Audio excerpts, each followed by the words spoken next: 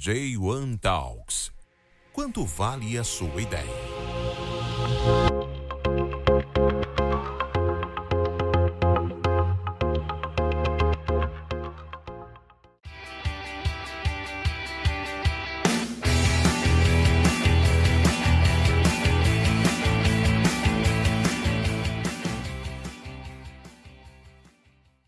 Esse é o J1 Talks, o podcast de empreendedorismo Made in Japan.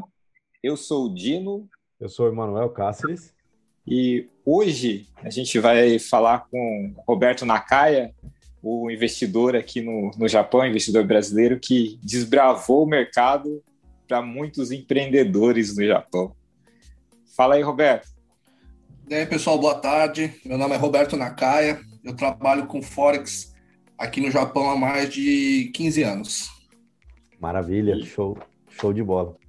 Conta aí pra gente como é que você chegou até aí, né? Porque tem muita história antes, né? É verdade. O Forex, na verdade, é assim, ela é uma compra e venda, é um investimento de compra e venda de moedas, né? É uma coisa que, na verdade, qualquer pessoa faz a vida inteira. Então, por exemplo, você vai viajar para um lugar, você vai pesquisar a moeda desse país e vai ver quanto vale da sua moeda do seu país para aquele lá, para você fazer a troca. E o Forex é a mesma coisa, só que você tem o seu home broker no seu computador e ali você vê um monte de pares de moeda e você vê qual que é o melhor para que você consiga fazer uma compra ou uma venda e tirar lucro em cima disso daí. Top, legal. Hoje você vive basicamente de Forex, né? Ou, tipo assim, você vive dos seus investimentos, certo? Sim, a minha renda principal é o Forex, né? Legal.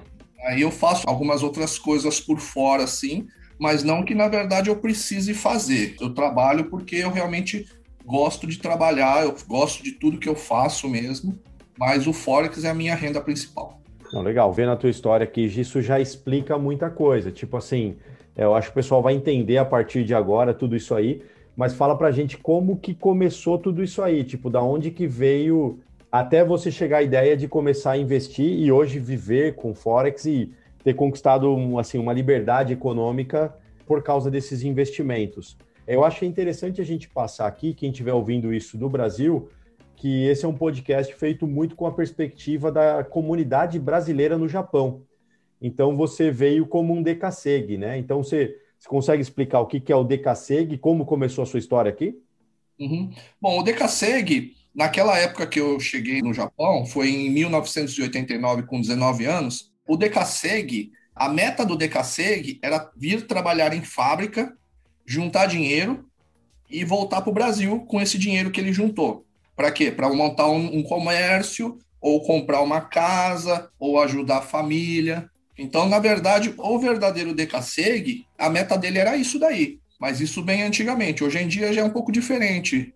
Quase não existem mais os DKSEGs. As pessoas que vêm, os descendentes que vêm aqui para o Japão, na verdade, eles são residentes. Eles praticamente moram aqui no Japão, né? É meio que quase que um imigrante, né? É que o Japão não reconhece como imigrante, mas assim, seria um imigrante, né? Uhum. Mas só que se você pensar bem, né? Os nossos pais que foram para o Brasil como DKSEGs, porque eles foram como DKSEGs, né? O meu pai, minha mãe mesmo, ela foi de navio para o Brasil. E eles foram como DKSEGs. E é importante você saber um pouco da história dos DKSEGs do Japão para o Brasil, porque aí você começa a entender o retorno da gente que a gente retornou. Na verdade, o Japão incentivou muito os japoneses a irem para o Brasil. E eles incentivavam pagando passagem, dando dinheiro e prometendo retorno. Então, o meu avô, ele fala muito isso daí, né? Que, na verdade, os japoneses que foram para o Brasil foram enganados com promessas de retorno e acabaram ficando por lá. Eles também ficaram residentes lá. Sim. Assim como nós agora somos residentes, né? Só que eles foram com menos consciência do que seria, né? Porque não tinha a quantidade de informação que se tinha. E aí você veio para cá, isso foi em 89, né? Isso, você falou, cara, já tem mais de 30 anos isso. E aí você já veio e trabalhou em fábrica aqui ou começou a trabalhar por conta? Direto trabalhando em fábrica. Yakin Hirukin. Que seria o que isso? Seria trabalhos noturnos e diurnos, né? Sim. Então você trabalha 12 horas de dia e na outra semana você trabalha 12 horas por noite. Legal. Então naquela época era normal você fazer isso daí. Só que eu tinha outros projetos. Mesmo sendo novo, eu sempre fui muito ambicioso, né? Eu sempre gostei muito de ganhar dinheiro. Então eu nunca fiquei parado, né? Mesmo quando eu trabalhava no Brasil, eu trabalhava no Banco América do Sul, eu sempre fui muito ambicioso para ganhar dinheiro, essas coisas. Então, eu queria um trabalho com menos carga horária, para quê? Para eu ter mais tempo para eu colocar os meus projetos em prática. Eu acho muito importante você saber que não é a fábrica que vai te enriquecer. Você trabalhar na fábrica, você vai ter uma segurança financeira, né? O resto da sua vida. Eu conheço pessoas que trabalham 30 anos na mesma fábrica, já são chefes de setor, isso e aquilo, ganham mais do que outras pessoas. Ok, elas têm a sua segurança financeira, não a sua independência financeira. É totalmente diferente. Então, se você quer pensar na sua independência financeira, a fábrica não é uma opção. Cara, desculpa te interromper, mas que insight foda esse, hein? Diferenciar a segurança financeira. Às vezes a sua segurança financeira atrapalha a sua independência financeira. Isso. Cara, eu nunca tinha pensado nisso, é verdade. Olha que insight. Legal, desculpa te interromper. Bom, então, aí o que era? O meu primeiro projeto foi querer vender roupas do Brasil para o Japão. Então foi aí que eu peguei e entrei numa outra fábrica que tinha menos carga horária, era mais flexível, e eu pegava, ia para o Brasil por uma semana, fazia todas as compras de roupas, né? Porque naquela época eu gostava muito de surfar, então eu me identificava muito com as roupas de surf.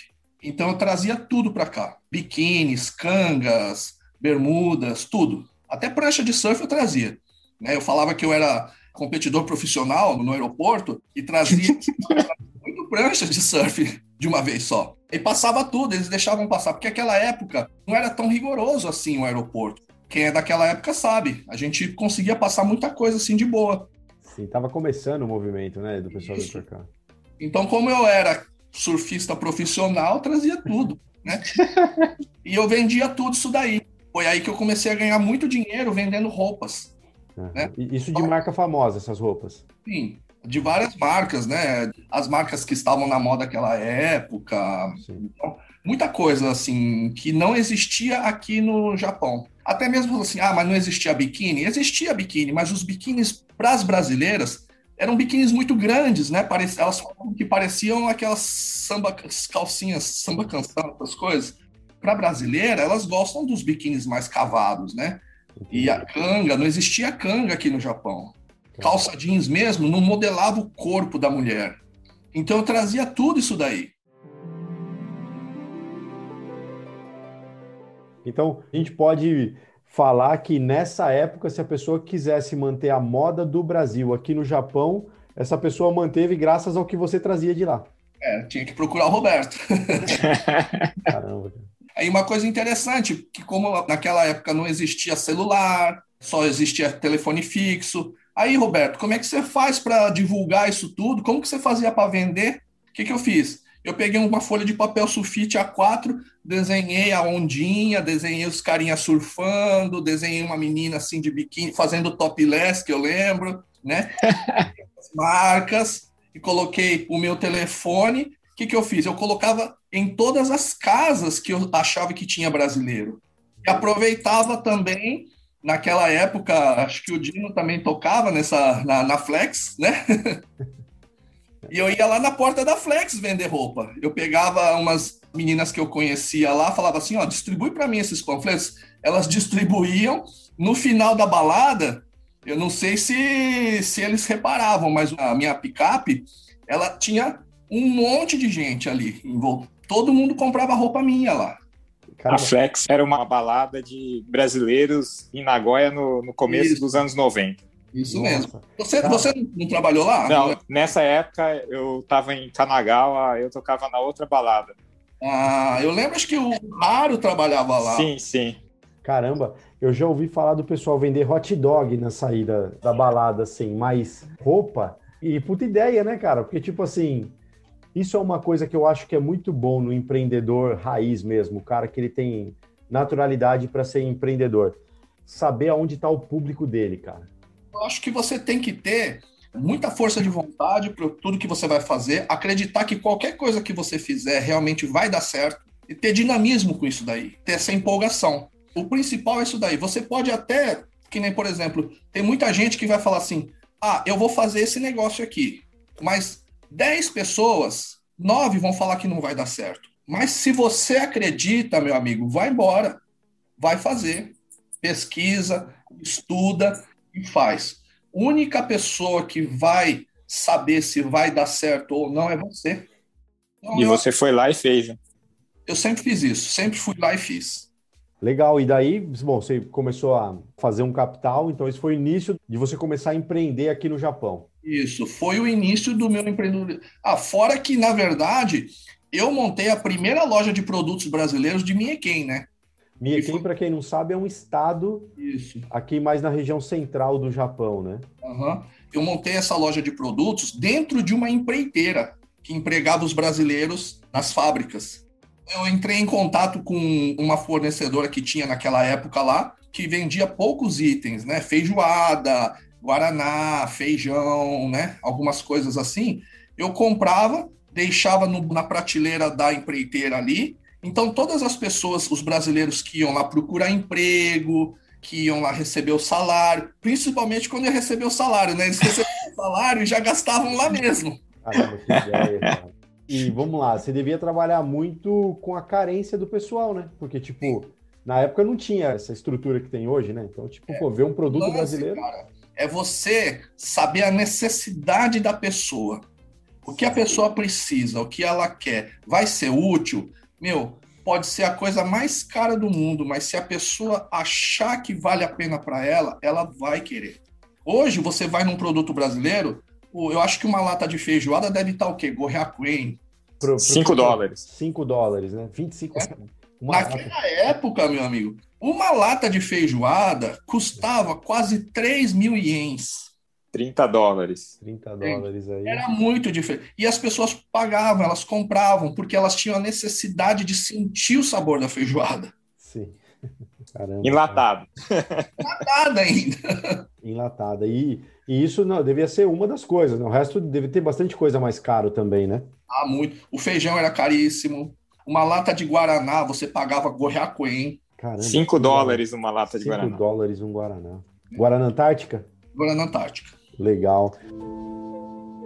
Mas e aí, tipo, você foi, montou essa loja e aí começou a crescer os negócios aqui ou você começou a fazer mais coisas? Começou a crescer bastante, só que o que acontece é que a loja não era minha, né? Eu peguei um espaço da empreiteira que o dono, o japonês, me cedeu esse espaço, só que ele viu que eu comecei a ganhar muito dinheiro com isso daí. Aí, o que acontece? O espaço é dele, o lugar é dele, os empregados são dele. Então, ele quis dominar isso daí.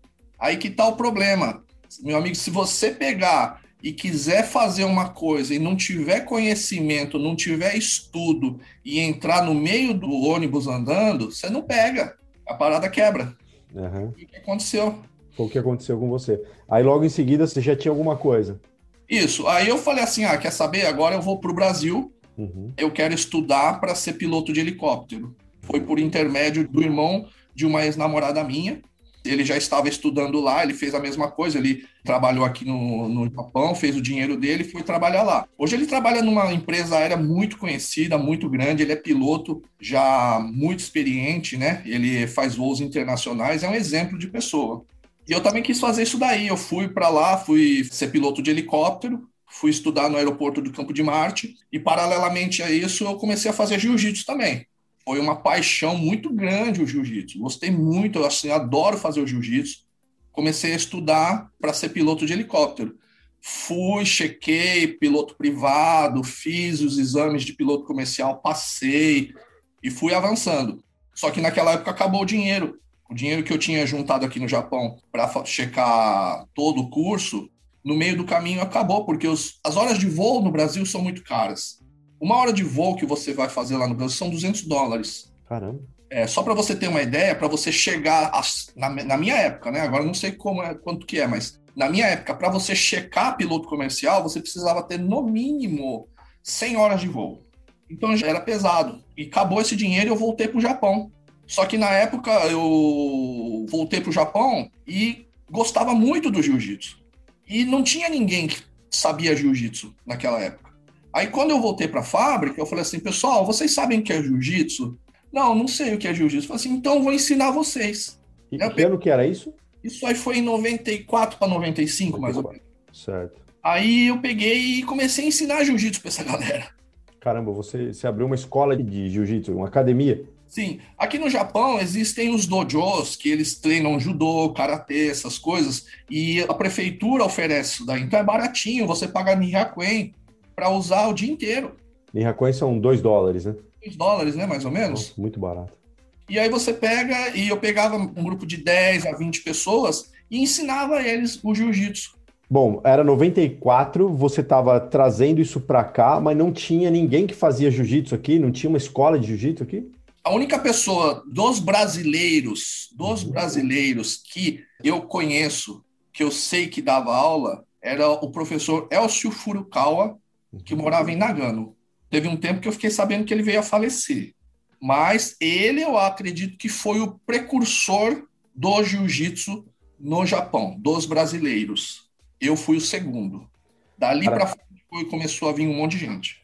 Eu acho que isso é bem legal, porque o Gil ele é bem conhecido no mundo hoje, o UFC tá aí, tipo, ele virou um business. A família Gracie, enfim, divulgou, mas o jiu-jitsu ele é japonês e o brasileiro aperfeiçoou ele, e esse aperfeiçoamento do jiu-jitsu, quem introduziu ele de novo no Japão, você foi um dos caras que fez isso aqui. Isso. Na verdade, o Brazilian Jiu-Jitsu aqui no Japão, em grande parte, né, talvez muitas pessoas não saibam disso, mas quem colaborou, assim, muito pro crescimento do Brazilian Jiu-Jitsu no Japão, o Brazilian Jiu-Jitsu que os japoneses praticam, fomos nós, da comunidade brasileira. Eu não sabia disso, não. Show.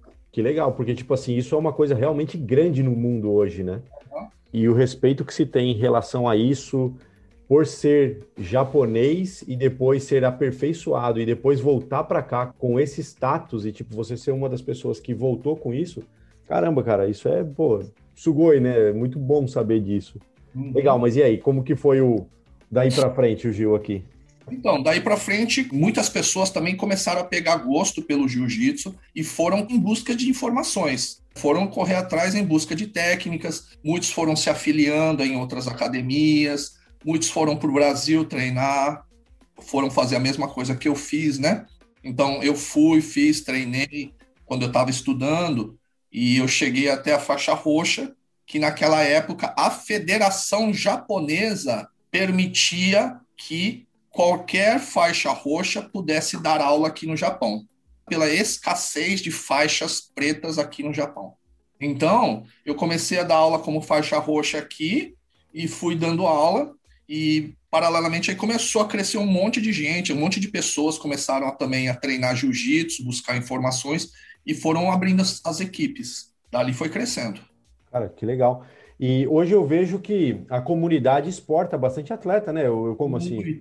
Nossa, isso daí é o maior orgulho da gente, na verdade, porque as nossas crianças, que nós demos aulas para eles, nós treinamos eles quando criança, hoje eu tenho o maior orgulho de falar, eu tenho campeão mundial, eu tenho campeão europeu, eu tenho campeão asiático, entende? Essa molecada que a gente veio ensinando, veio treinando desde a época de criança, hoje os caras são fera no jiu-jitsu e não perdem para ninguém do mundo inteiro. Então isso é muito uma disposição meio que o empreendedor ele tem essa veia de não só fazer o negócio pelo negócio, mas deixar um legado. Só isso já deixa um legado aí não no mercado, mas no mundo em si, né? Eu costumo dizer, assim, para mim serve muito de lição, espero que sirva de lição para todo mundo. A gente nunca pode ganhar dinheiro sozinho. Você sempre tem que fazer com que as pessoas que estão à sua volta consigam ganhar dinheiro. Porque se você consegue fazer as pessoas que estão em sua volta ganhar dinheiro, você que fez, você que foi o responsável por isso tudo, você vai ganhar mais ainda. Não é porque você é bonzinho que você gosta de fazer benfeitoria, nada disso. É porque se você fizer isso, é a lei do retorno. Você faz aquela pessoa, aquela ganhar dinheiro, meu, pode ter certeza que você vai sempre estar mais acima do que eles. Que legal. Isso aí é o que eu penso. Isso aí funciona para o jiu-jitsu. Eu ensinei o jiu-jitsu para muita gente. Hoje, muitas pessoas sustentam suas famílias graças a dar aula de jiu-jitsu no Brasil, na Filipinas ou aqui. Você tem gente na Filipinas hoje ensinando jiu-jitsu? A gente tem 2 equipes na Filipinas. Caramba, que legal, cara. Eu ensinei as pessoas a trabalharem com serigrafia. Hoje elas vivem disso. A parte de segurança de baladas, hoje muita gente vive disso. Você também ensinou o pessoal, porque eu sei que esse é um mercado aqui no Japão e brasileiro é bem respeitado nesse segmento, né? E tem uma história aí do início disso, conta aí. Bom, então, foi assim, em Nagoya, eu sou aqui de Mieken, né? E em Nagoya é perto daqui, tá? Mais ou menos uns 40 minutos. E então eu fui procurar para fazer um bico numa balada que era muito famosa naquela época, que chamava Ai Café. Hoje chama Ai Bar, eu acho. Mas naquela época acho que era Ai Café. E aí o dono, o responsável dos seguranças lá, um americano, eu fui lá falar com ele e ele pegou e assim meio que me distratou, porque naquela época segurança, as pessoas tinham a cabeça de que segurança tinha que ser grande. Era a aparência, aquele segurança enorme, truncudão, né? Eu pesava 72, 75 quilos no máximo, eu acho. Então era bem magro mesmo. Então ele me olhou e falou assim, meu, desculpa, mas não dá para você trabalhar aqui. Aí eu falei, beleza, então. Mas se por acaso você precisar realmente, por favor, entre em contato comigo e deixei o meu cartão. Só que quando ele viu meu cartão, ele tava lá meu nome e instrutor de Brazilian Jiu-Jitsu. Aí ele chegou e falou assim, peraí, você faz Brazilian Jiu-Jitsu? Eu falei assim, eu dou aula de Brazilian Jiu-Jitsu. Aí no dia mesmo ele chegou e falou assim, não, então peraí, trabalha hoje aqui pra gente então. Aí ele pegou e me deu a camiseta de segurança e tal, e eu comecei a trabalhar com ele lá até o final da balada. Terminou a balada, eles têm uma reunião entre todos os seguranças. O cara era o chefe de segurança e ele faz aquela reunião toda. Aí eu falei, beleza, a gente foi também, eu não sabia como era o esquema, eles fecham o espaço lá e fica só a gente, só os seguranças. Aí ele me apresentou pra galera, tinham que, acho que uns 12 seguranças, mais ou menos. Aí ele chegou assim, olha, esse aqui é o Roberto, e isso era só cara grande mesmo. Você olha assim, você vê que naquela época as seguranças eram tudo muito grande, cara, muito grande. Aí ele falou assim, ó, esse aqui... E aí, quando ele me apresentou como segurança, o pessoal já olhou meio torto, porque eu era muito magro. Aí ele falou assim, então, talvez ele vá trabalhar aqui com a gente, mas hoje a gente vai fazer um teste com ele, né? Aí foi quando ele pegou e pediu para eu mostrar alguns golpes de imobilização, e eu mostrei uns golpes de imobilização com um dos seguranças, né? E só que aí ele não ficou muito satisfeito, acredito eu. Ele falou assim, não, tá, isso aí eu já vi que você sabe fazer. Só que eu quero ver você fazendo isso aí na prática mesmo. Aí ele pegou o Rick, que era um estivador, né? Que trabalha naqueles portos. E o bicho é grande pra caramba, meu. Ele era muito grande. Hoje ele é amigo meu, mas o bicho era muito grande. Era um peruano enorme.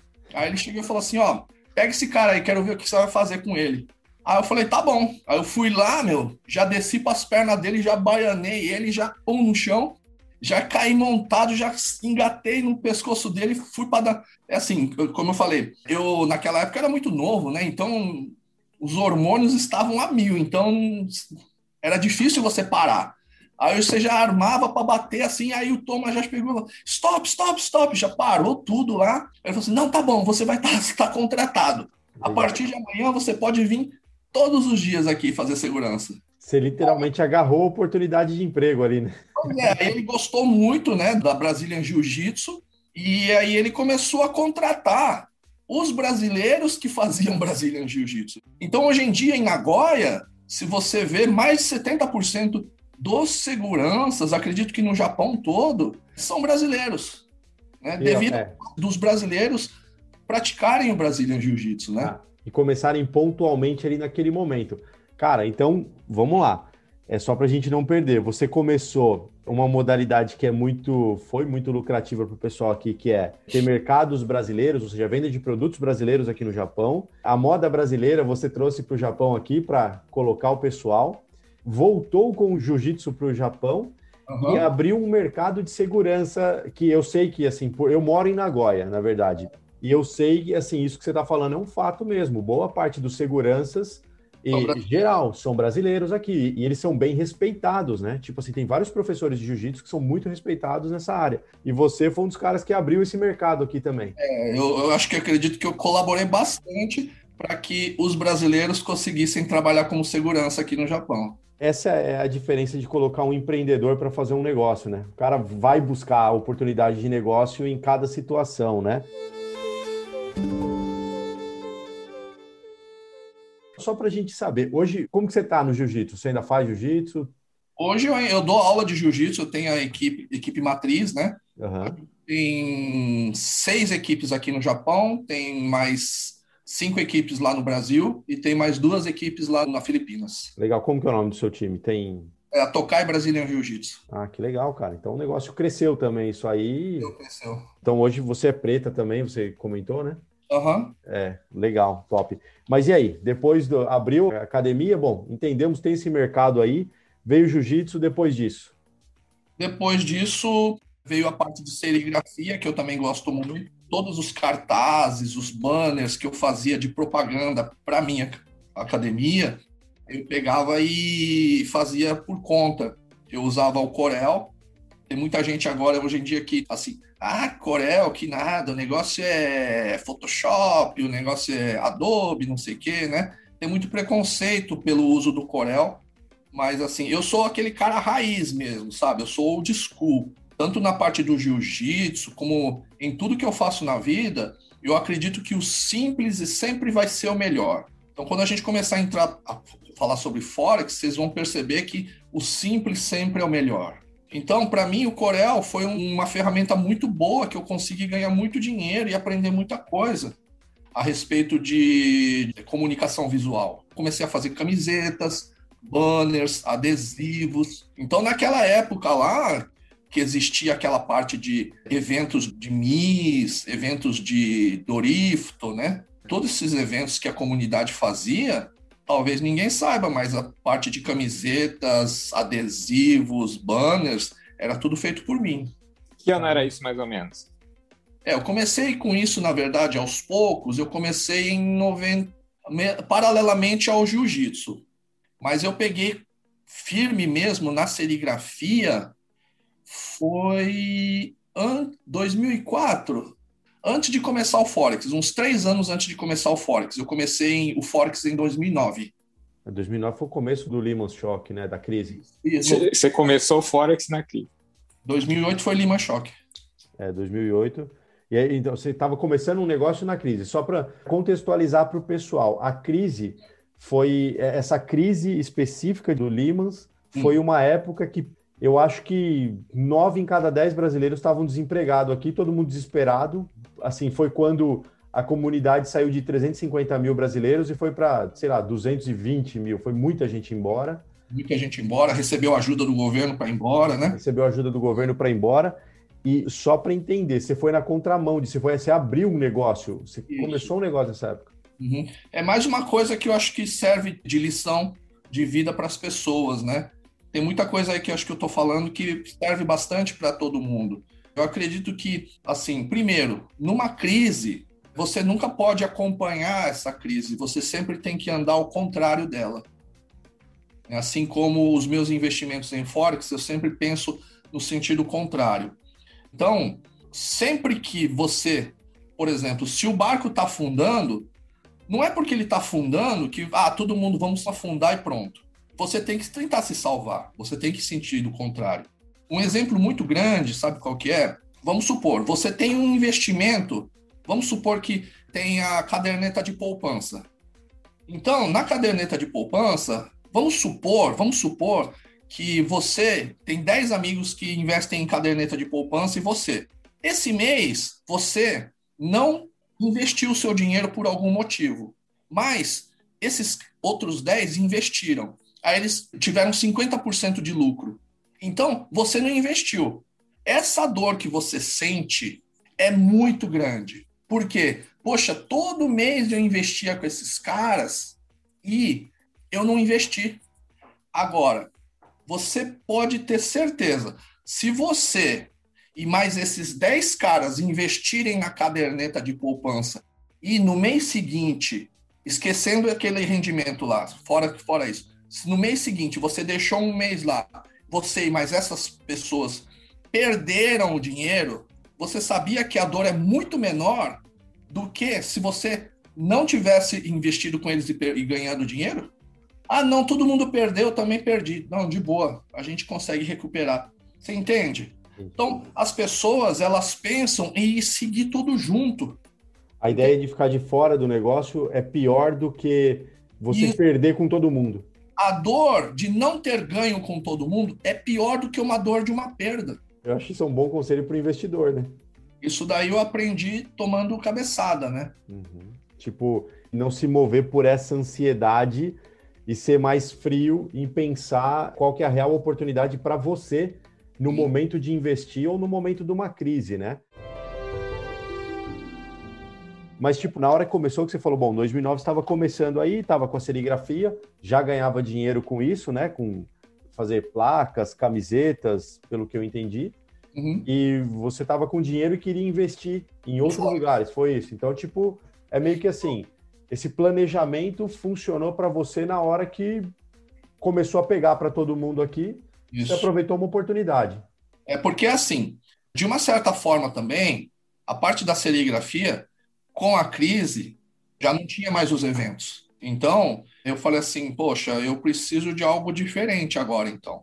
Foi quando eu peguei e inventei de estudar Forex.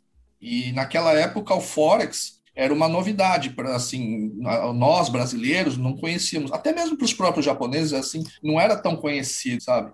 É você trabalhar com um home broker, que é você trabalhar em casa. Naquela época, ainda a gente não tinha aquela cabeça de que a gente conseguia ganhar dinheiro dentro de casa. Hoje em dia, todo mundo fala, né? Como é que fala? Home office. Home office, né? Hoje é moda falar home office, mas naquela época não existia isso daí. Então, na maioria das pessoas, para você ganhar dinheiro, ou você abria comércio, ou trabalhava em fábrica, ou alguma coisa assim. Na verdade, não existia essa cabeça de que você conseguia ganhar dinheiro na sua própria casa, entende? E eu já tinha aquilo na minha cabeça. Eu falo assim, não, eu vou conseguir fazer isso daí.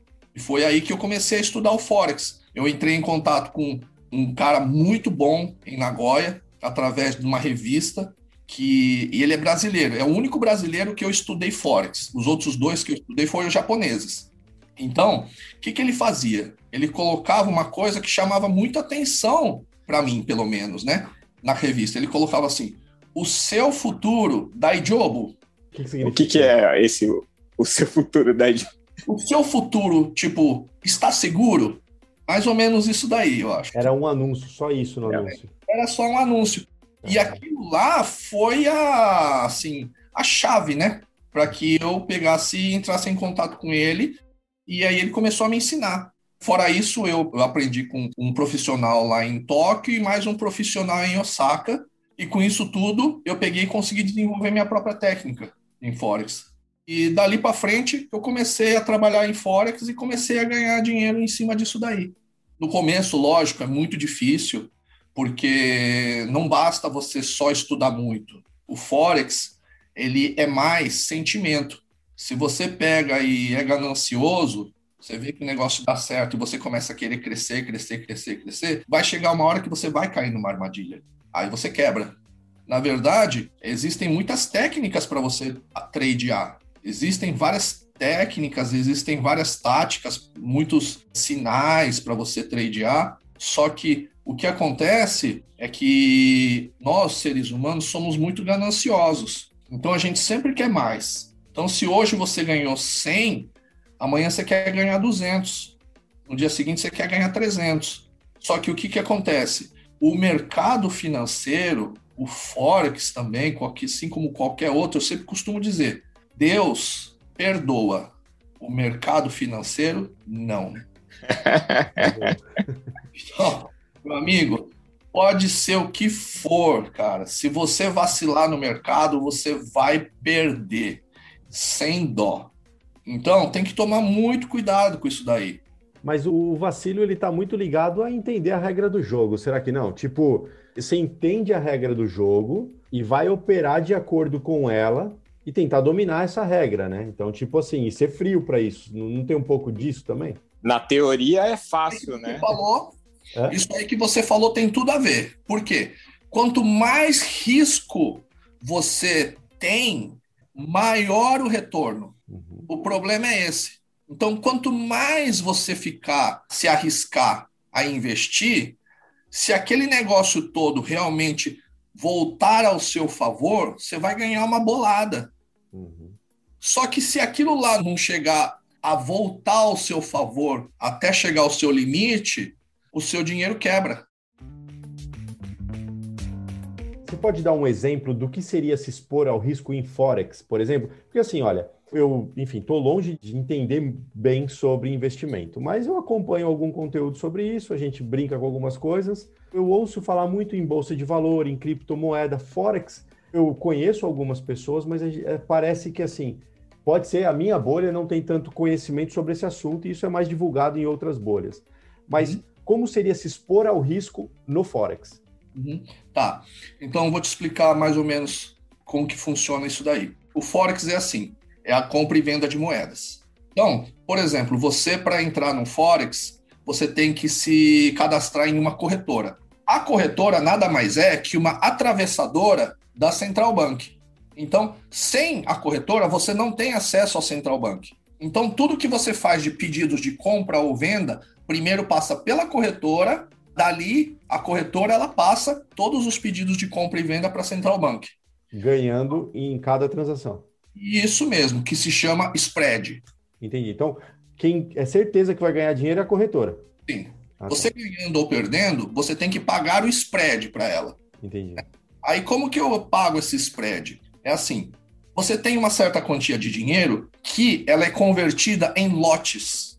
Então vamos supor, um lote de libra, dólar e ien, né, que é o mais assim normal. Entre dólar e ien, um lote entre dólar e ien custa mais ou menos 50 mil ienes. Para que você consiga trabalhar com 10 lotes, por exemplo, aí você tem que fazer a conta. Entendi.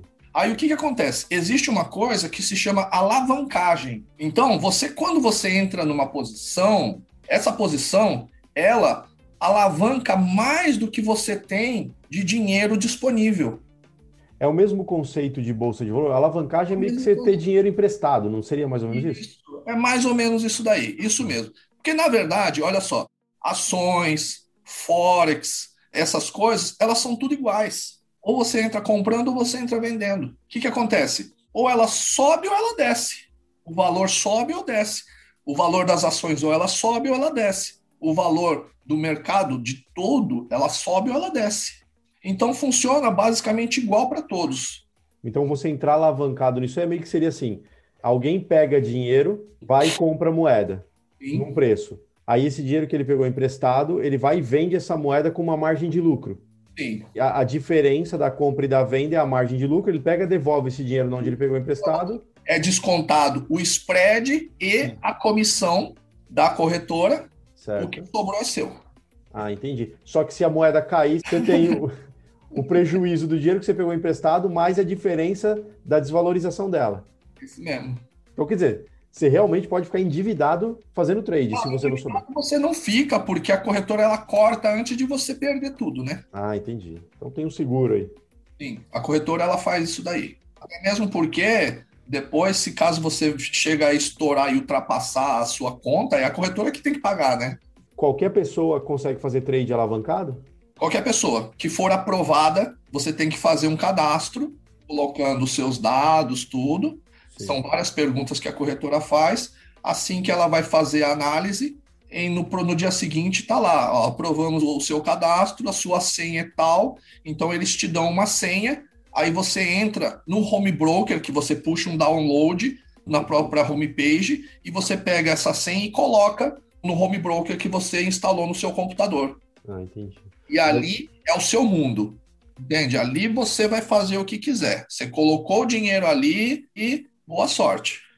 Mas você precisa de um dinheiro mínimo para você comprar a moeda para começar, certo? É, eu aconselho, né? O mínimo, você colocar uns US$ 1.000. Porque, na verdade, o lote ele fragmenta. É igual ao Bitcoin. Uhum. Um Bitcoin, muita gente não consegue comprar um inteiro, então ele é fragmentado, não é? Sim. O lote também é a mesma coisa. Tem vezes que você não consegue botar um lote de cara, então ele vai e fragmenta para você. E aí, com essas operações, você começou a crescer no Forex. Eu não sei, como eu falei, eu já ouvi, conheço brasileiro que mexe com Forex, mas pelo que eu entendi, você talvez tenha sido um dos primeiros brasileiros a começar a viver disso aqui na comunidade, será que não? É um dos primeiros, né? Um dos primeiros. Quando eu comecei, só existia o Flávio, né, que é o cara que me ensinou, Sim. e mais umas 2, 3 pessoas que eram alunos do Flávio. Ah, entendi. Então, o Flávio é o cara que, enfim, começou com isso. Ele é o cara. Hoje, né, ele ganha muito dinheiro no Forex. Ele é o cara, assim, que, assim, de todos os brasileiros, eu desconheço um cara melhor que ele no Forex. Eu lembro que você comentou sobre 3 dicas que você tem. Eu acredito que isso sirva para investimento em geral, não só em Forex, né? Tipo de preceitos que você tem para você se manter frio na hora do investimento e conseguir saber a hora correta de fazer as coisas, né? O que você fala para quem está começando? É tipo seguir alguns passos e dizer assim, ó, isso aqui você corre o menor risco de perder dinheiro, né? Olha, é assim, ó, uma coisa assim que é legal a pessoa saber que ela começa a tradear, existem modalidades. Quando você quer começar a participar do mercado financeiro, você vira um trader. Aí o que acontece? É uma palavra muito bonita, né? Fala assim, o que você faz? Eu sou trader. Mas para mim, trader, se não ganhar dinheiro, não vale nada. Então o que acontece? O trader, existem várias modalidades de trader. Existe o long trader, que é o cara que coloca dinheiro lá e deixa investir, vai esperar até quanto tempo for para dar lucro e ele vai cortar, que é mais ou menos o que a maioria das pessoas que trabalham com ações fazem. É o long trader. Existe o swing trader, que é o cara que normalmente demora mais ou menos uma semana, por exemplo, para pegar, entrou numa posição e ele demora esse tanto para poder sair da posição. Esse é o swing trader. Existe o day trader, que é o cara que trabalha só durante um dia. Ele mantém a posição normalmente um dia. Durante esse dia ele vai tirando as posições. E existe o cara que se chama scalper. Esse é o cara mais foda dos traders, que é assim, ele é como se fosse considerado o piloto de Fórmula 1 dos traders. É o cara que tem uma sensibilidade muito grande de gráfico, de posicionamento. Imagina você, uma faca caindo do prédio, né, uma faca caindo de ponta, e você tem que pegar e, pum, segurar a faca. Então, se você errar, seus dedos vão embora. Entendi. E isso, tipo assim, ele fica muito à mercê do feeling de quem está operando? Isso. Você pode ter qualquer tipo de indicador, você pode traçar suas linhas, Bollinger Bands, Fibonacci, pode ser a técnica que for, mas o meu conselho é não se apoie 100% nessas coisas. Se apoie mais no seu feeling, que esse é o principal. Desde o começo que eu falei, o Forex, o mercado financeiro, ele é movido pelo sentimento das pessoas, pelas emoções, pelo desespero, pela alegria, pela ganância, por vários tipos de emoções. Então, quem movimenta o mercado financeiro são as pessoas. Então, você também é mais um dentre elas. Então, não adianta você ter um indicador que você fala assim, esse indicador aqui é invencível, não existe, porque às vezes o seu sentimento de medo é tão grande que ultrapassa qualquer tipo de indicador. Você vai chegar e falar assim, o meu indicador, ele indica que o valor vai subir até aqui só, né? Mas de repente, cara, esse indicador, ele ultrapassa, ele vai embora, é na sua conta.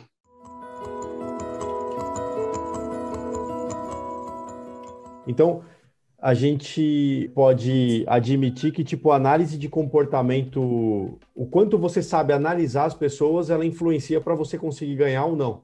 Bastante. Cara, então isso tem tudo a ver com a parte de, tipo assim, o que a gente falou no começo, quando você vendia roupa lá nas baladas. Tipo, cara, eu tô entendendo o meu target aqui, essa Emanuel, experiência. tudo que nós fazemos na nossa vida Uhum, está interligado, entende? uhum. Você fala assim, o jiu-jitsu não tem nada a ver com forte. Tem muito a ver. Tem a ver a disciplina, tem a ver a visão. Tudo que nós fazemos na nossa vida está interligado. Agora que você estava falando disso, eu fiz uma associação direta aqui quando você se expõe ao risco no jiu-jitsu, né? Por exemplo, você pode tentar um golpe um pouco mais arrojado que você precisa se expor mais, mas também, se der certo, você finaliza a luta, né? Mesmo. Então, sim, a associação tá tudo legal. E eu acho que o insight que eu tiro disso é a análise que você faz de comportamento de público no jiu-jitsu, quando que o cara tá mais aberto para você entrar com o golpe, na hora de vender suas roupas, tipo assim, aonde está o seu target? No Forex, analisando o comportamento de tipo assim, aonde que vai ter alta ou baixa. Enfim, do mercado propriamente dito, eu acho que liga isso. E hoje dá para a gente afirmar que você, como um ex-DKC, e agora talvez um imigrante aqui no Japão, que conseguiu vencer, assim, dá para ver muito que você teve muita resiliência em todos os pontos.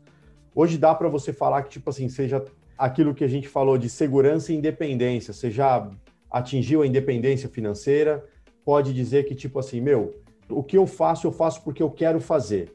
Tipo assim, eu não preciso fazer, mas eu faço porque eu quero, que é um luxo isso, né? Acho que a maior parte do pessoal que está em fábrica, será que, tipo, se tivesse $1 milhão na conta hoje, será que eles continuariam fazendo o que eles estão fazendo? Sabe, tipo, você tem essa independência hoje? É assim, eu tenho essa independência hoje, mas eu não quero parar.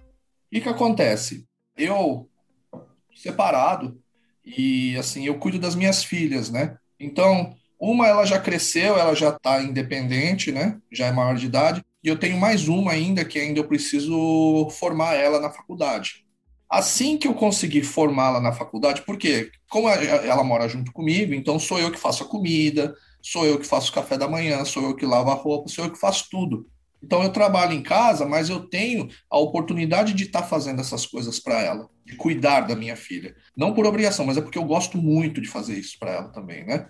Então, o que acontece? Só que vai chegar uma hora que ela vai crescer e vai andar com as próprias pernas. Assim que esse momento chegar, a minha meta de vida é virar um nômade digital. Vou pegar meu notebook e eu vou rodar o mundo inteiro, entende? Eu vou trabalhar com Forex através do... Onde tiver internet, eu vou estar. Então, eu vou para Tailândia, eu vou para o Vietnã, eu vou para a Rússia, eu vou para onde quiser. Eu vou estar ali tradeando, vou estar fazendo os meus traders e eu vou estar vivendo a minha vida. Essa é a minha meta principal, né? Cara, maravilha. Isso eu acho que é o sonho, né? É tipo, é isso que a gente tá falando. Óbvio, um cara com teu perfil provavelmente só para a hora que morrer. Então, tipo assim, vai fazer enquanto estiver respirando. Mas, tipo assim, o mais importante é fazer o que tá a fim de fazer e não o que precisa fazer. Então, isso ficou claro pra gente. E eu acho que talvez esse seja meio que o sonho de todo mundo. Pô, ser um nômade digital é uma coisa que, tipo assim, requer muito planejamento para chegar nisso, resiliência, enfim, todas as características que a gente mostrou até agora. E muito esforço também durante anos, né? Às vezes parece fácil, mas olha aí, 20, 30 anos. É importante a gente falar que nem tudo é flores, né? Eu já perdi muito dinheiro com isso tudo. O Forex já me fez perder muito dinheiro e outra, eu já me afundei várias vezes, já quebrei várias vezes, né, minhas contas. Só que você tem que ter a capacidade de aceitar a derrota para você poder corrigir o seu erro e levantar de novo. Perfeito, isso eu acho que é uma lição muito boa.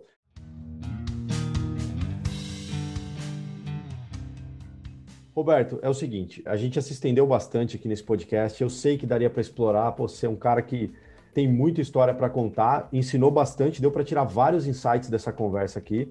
A gente queria te agradecer, futuramente a gente fazer outro bate-papo aqui, porque eu, assim, tem um monte de perguntas que eu queria fazer conforme você vai falando, mas eu sei que a gente ia se estender demais aqui. E, assim, hoje vamos parar por aqui, a gente marca outro, se você tiver outra possibilidade. De vocês. Oh, legal, cara. Obrigado por ter falado com a gente hoje aqui. Foi muito bom.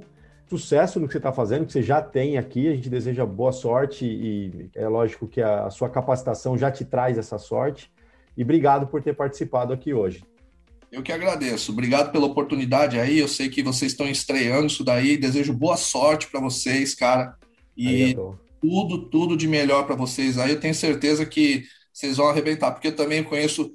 O Manuel eu estou conhecendo hoje, mas o Dino eu já conheço de muitos anos, eu já acompanho o trabalho dele. O cara é pica mesmo, ele é bom. Né? Então, acho que tem tudo para dar certo. Boa sorte para você. Show de bola. Obrigado aí, Roberto. Obrigado mesmo e, puxa, aula. Valeu. Aula mesmo. Obrigado, Roberto. Um abraço, cara. Valeu, abraço. Até mais. Tchau, tchau.